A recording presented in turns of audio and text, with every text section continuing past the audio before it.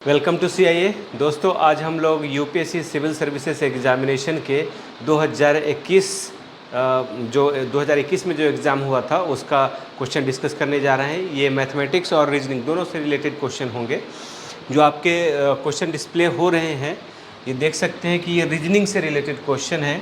ये 2021 IAS का examination का क्वेश्चन है, पहले बता चुका हूँ।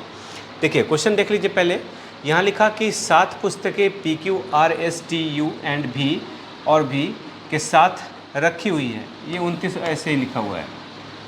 फिर उसके बाद लिखा कि RQ और T के आवरण नीले हैं और अन्य पुस्तकों के आवरण लाल रंग के हैं। केवल S और U नई पुस्तकें हैं, शेष पुस्तकें पुरानी हैं। PR और S विधि रिपोर्ट हैं, शेष गैजेटियर हैं।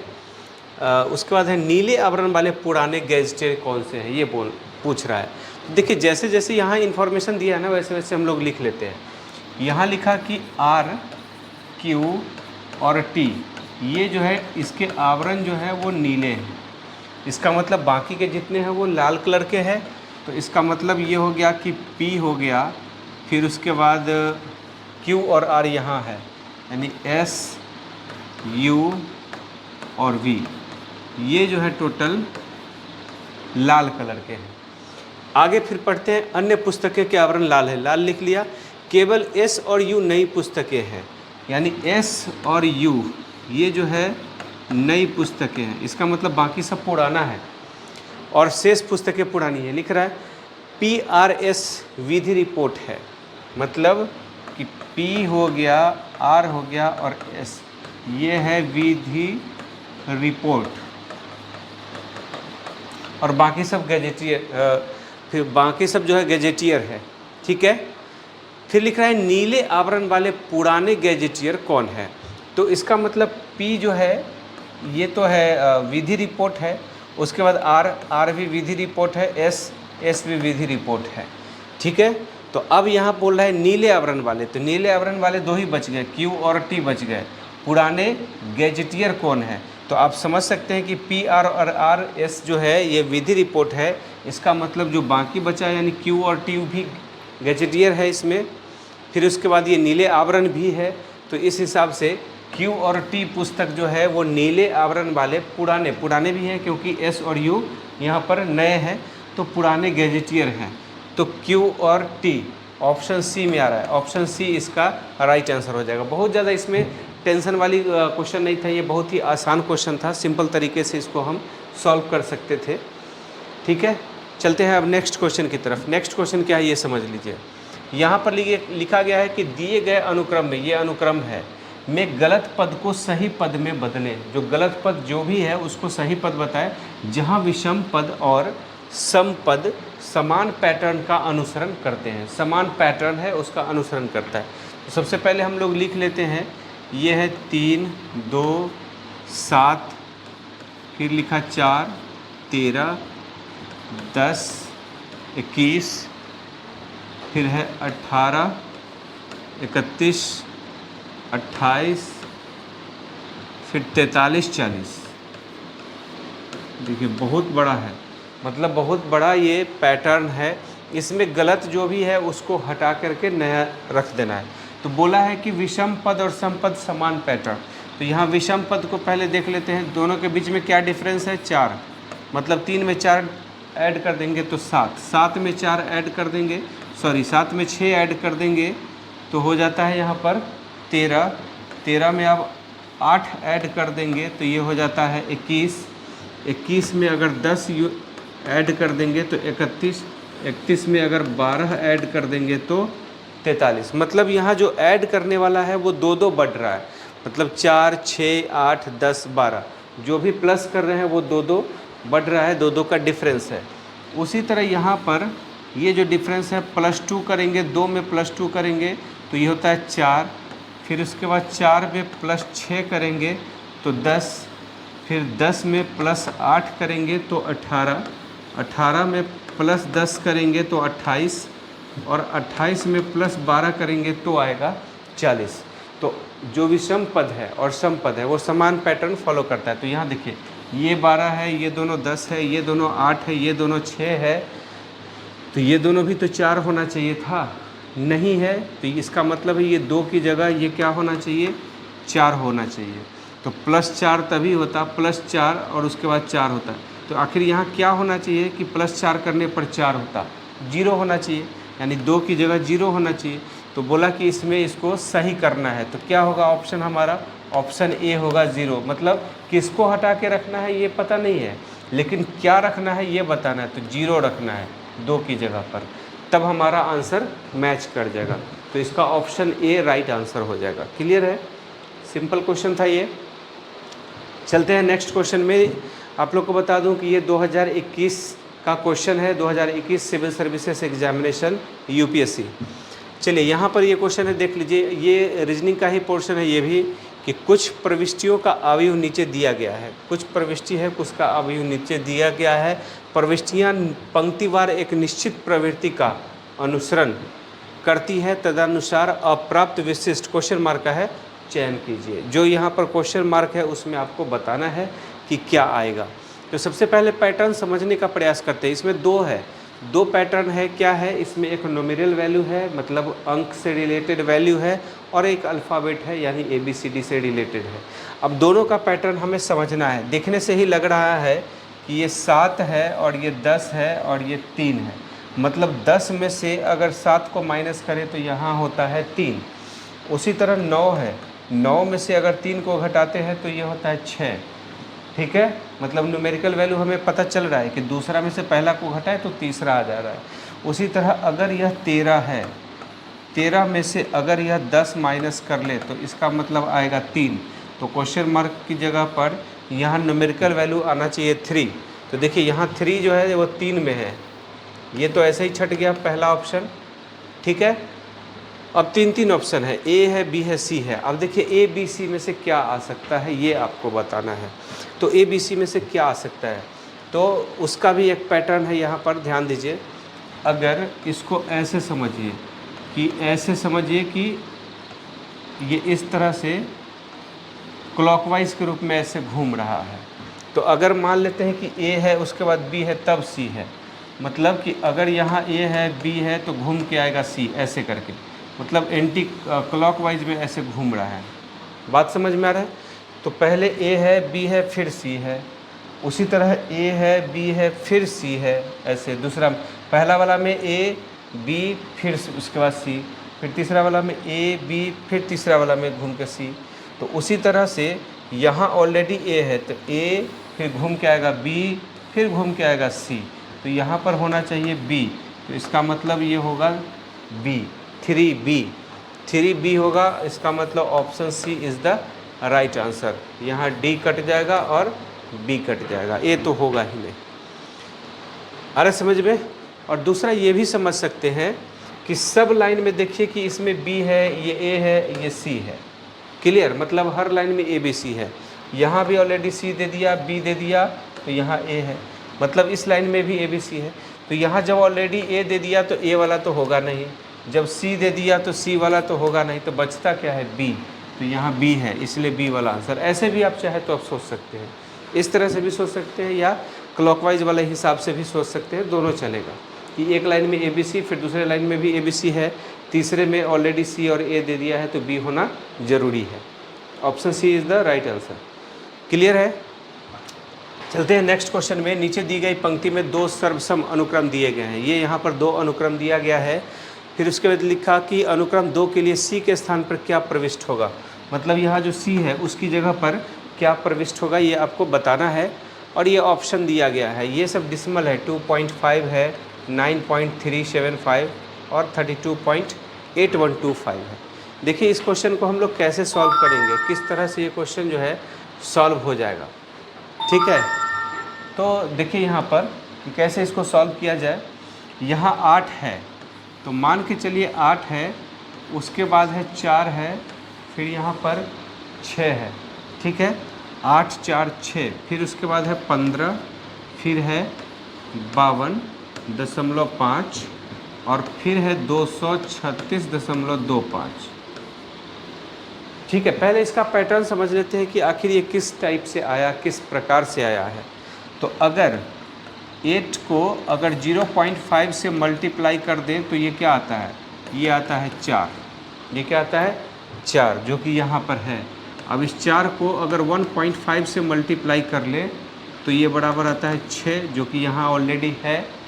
अब इस 6 को अगर हम देखिए, ये 0.5 है, इसमें एक ऐड कर दिया, एक ऐड कर दिया तो 1.5, इसमें फिर एक ऐड कर दिया तो 2.5 से मल्टीप्लाई करेंगे तो ये आएगा 15। ये कितना आएगा 15 आएगा। अब 2.5 को एक और बढ़ा देते हैं, 3.5 मल्टीप्लाई कर लेते हैं तो 15 और 35 का जो मल्टीप्लाई होगा ये कितना होता है, ये कितना होता है 15 35, तो 15 × 45 450 और 15 × 5 75, मतलब 525। 525 का मतलब हो गया 52.5 ऑलरेडी आ रहा है। इसका मतलब है कि ये मल्टीप्लाई 4.5 करके ये आएगा 236.25। मतलब एक पैटर्न पता चल गया कि मल्टीप्लाई करना है 0.5, फिर उसमें 1 बढ़ते चलेगा, 1.5 2.5 3.5 4.5, फिर इसी के बाद ये मल्टीप्लाई होकर के ये आ गया है। ठीक है, तो अब यहाँ पर जो सेकेंड अनुक्रम है वो है 5, दूसरा है A, हमें नहीं पता A कितना है, तीसरा है B और उसके बाद है C के बारे में पूछा है, हमें D और E से कोई मतलब नहीं होना चाहिए।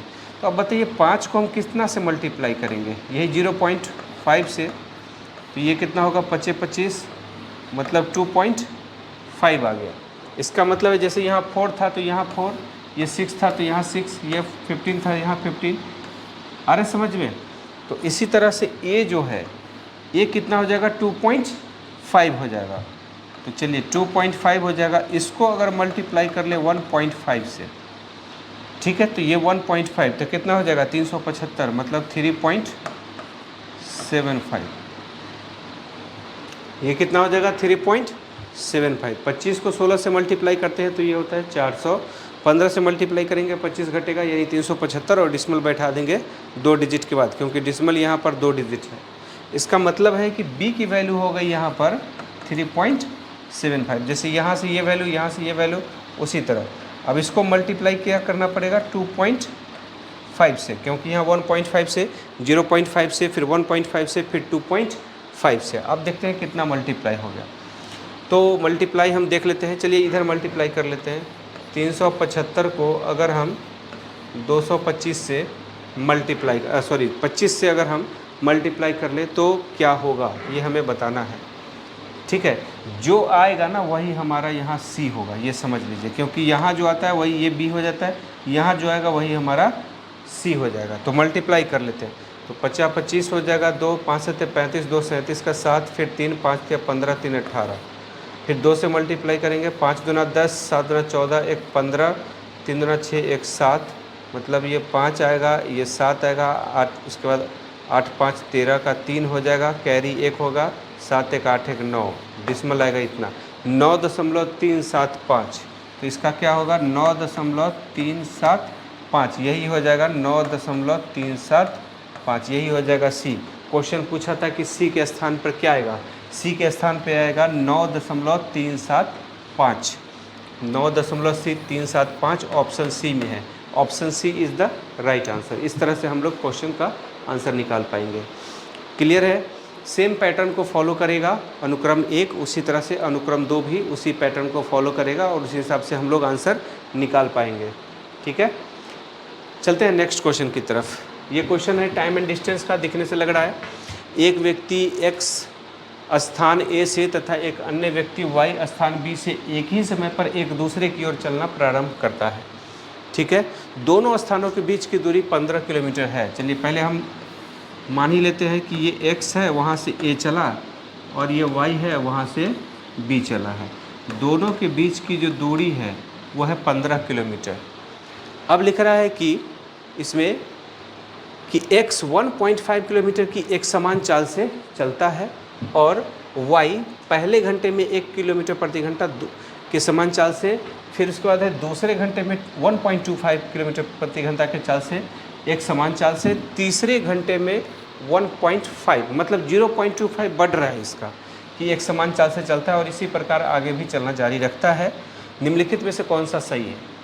अब क्वेश्चन ये कह रहा है कि उन दोनों को मिलने में 5 घंटे का समय लगेगा, पहला ऑप्शन। दूसरा बोल रहा है वे दोनों ए और बी स्थानों के बीच बीच मिलेंगे।